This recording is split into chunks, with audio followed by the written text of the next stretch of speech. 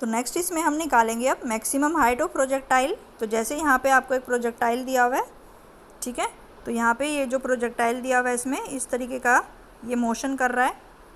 तो यहाँ पे दिया हुआ है कि ये कोई आपका प्रोजेक्टाइल है, आपने इसको यहाँ से फेंका, ठीक है, आपने इसको यहाँ से फेंका और ये इस तक आ रहा है, तो इसका जो मैक्सिमम हाइट होगा वो आपका कितना होगा। तो जैसे हम इसको पहले भी बता चुके हैं आपका कि यहाँ से आपने प्रोजेक्टाइल को ऐसे फेंका, तो अगर हम इसको ये एक्स डायरेक्शन करें तो ये जो होगी ये इसकी मैक्सिमम हाइट होगी। तो इसको हम किससे रिप्रेजेंट करते हैं, कैपिटल एच से हम इसको रिप्रेजेंट करते हैं, यानी कि जो मैक्सिमम हाइट होती है कि जो प्रोजेक्टाइल है वो कितनी मैक्सिमम हाइट तक जाएगा, उसका जो सिंबल होता है कैपिटल एच होता है, ठीक है। तो ये एक्सप्रेशन अब हम निकालेंगे।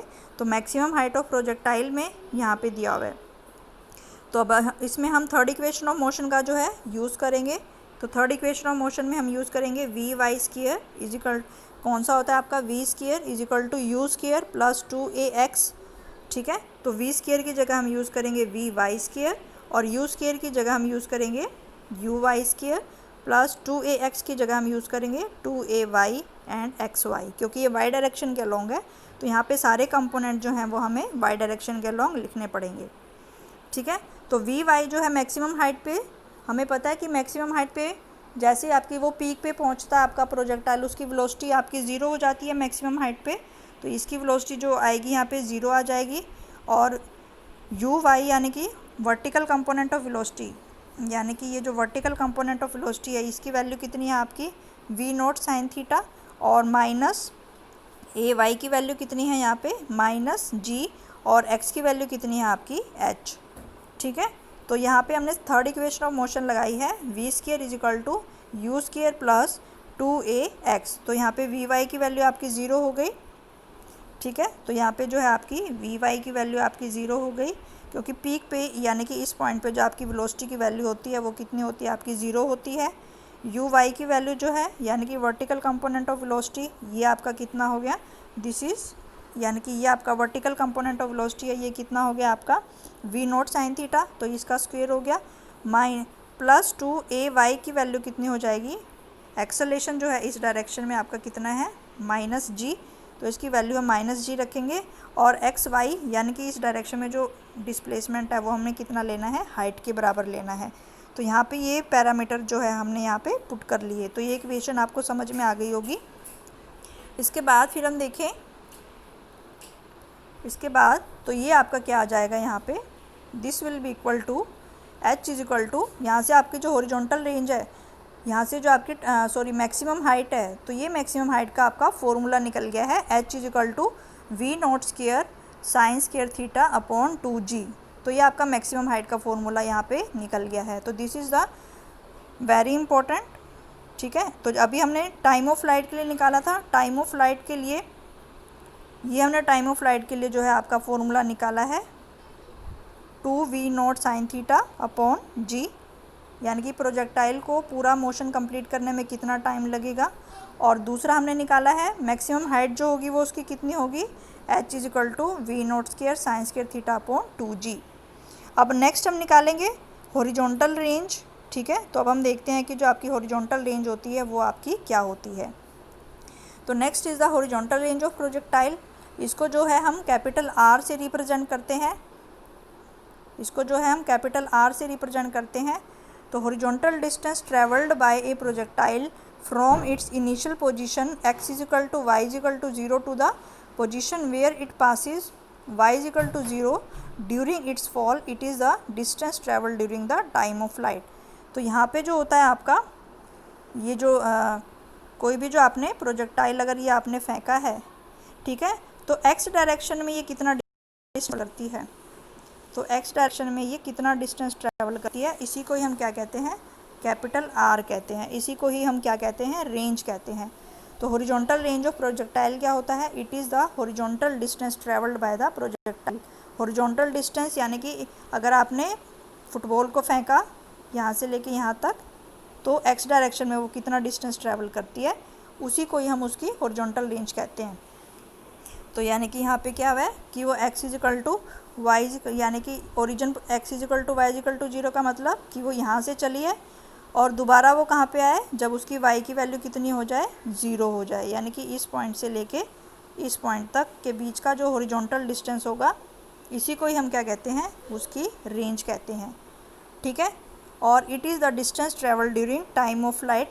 टाइम ऑफ फ्लाइट का मतलब कि कैपिटल टी टाइम में, क्योंकि हमें पता है कि जो आपका प्रोजेक्टाइल है वो यहाँ से यहाँ तक आने में कितना टाइम लेता है, यहाँ से यहाँ तक आने में वो कैपिटल टी का टाइम लेता है। ठीक है। और यहाँ से लेके यहाँ तक का वो कितना डिस्टेंस ट्रैवल करेगा, कैपिटल आर का जो डिस्टेंस है वो ट्रैवल करेगा।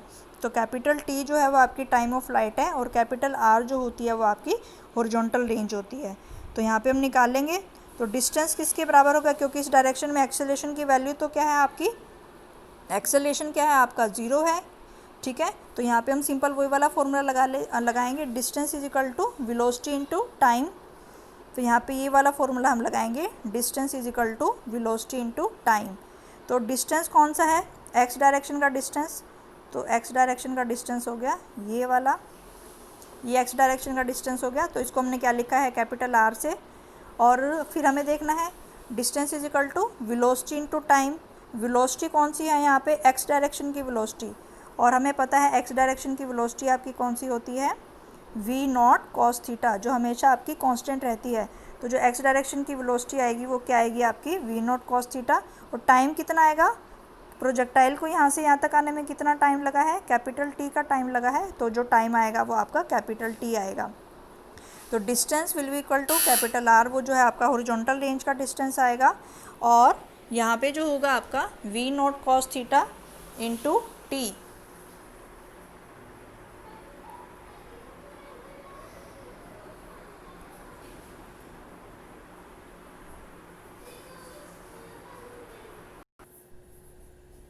तो यहाँ पे जो है आपका फिर जो डिस्टेंस है वो हो गया आपका हॉरिजॉन्टल रेंज आर।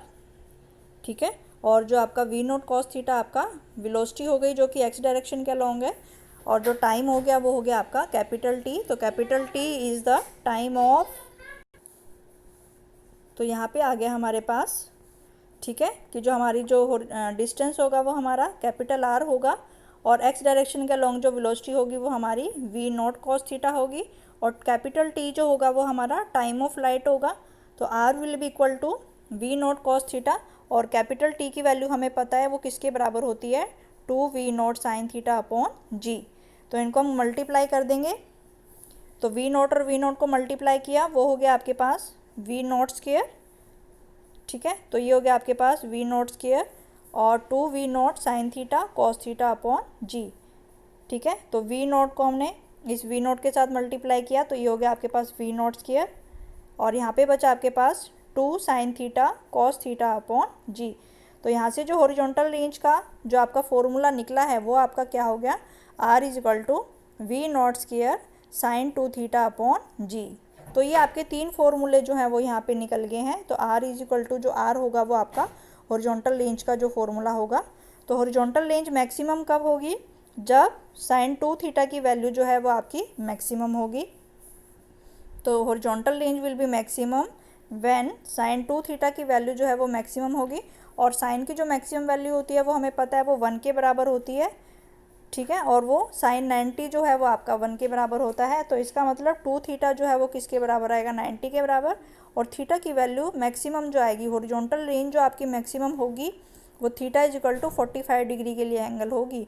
यानी कि किसी भी फुटबॉल को आप फेंक रहे हो या किसी भी चीज़ को आप फेंक रहे हो, ऑब्जेक्ट को आप फेंक रहे हो, तो यानी कि वो आपका मैक्सिमम डिस्टेंस कवर करेगी जब आप उसको कितने एंगल पे फेंकोगे, theta is equal to 45 degree के एंगल पे अगर आप उसको फेंकोगे।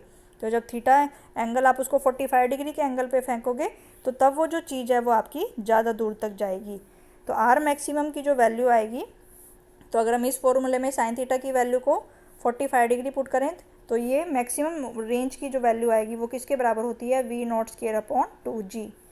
ठीक है। तो ये तीन फॉर्मूले हमने किए हैं। तो इसका मतलब कि अगर आपके पास एक चीज़ आपने इसको आपने फेंका 30 डिग्री के एंगल से, फिर इसको आपने फेंका 45 डिग्री के एंगल से, और फिर इसको आपने फेंका 60 डिग्री के एंगल से, तो कौन सी वाली सबसे दूर जाएगी, तो जिसका एंगल 45 डिग्री है वो वाली जो है वो आपकी सबसे ज़्यादा दूर जाएगी।